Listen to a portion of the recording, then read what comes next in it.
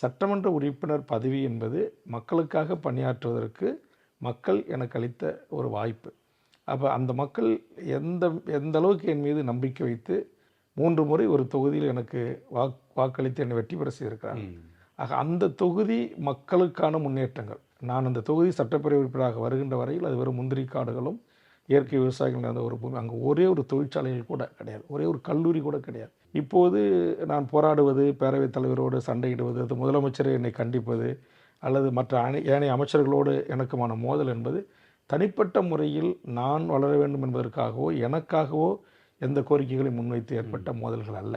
அது என் இனத்திற்காக, என் தாய்மொழி தமிழுக்காக, உலகமெல்லாம் வாழ்கின்ற தமிழருடைய வாழ்வுரிமைக்கான பிரச்சனைகளை தமிழ்நாட்டில் இருக்கின்ற ஒரு அரசாங்கம், அந்த அரசாங்கம் எதை செய்ய வேண்டும் எதை செய்யக்கூடாது என்று நான் எடுத்து வைக்கிற கருத்துக்களின் அடிப்படையில் ஏற்படுகின்ற மோதல்.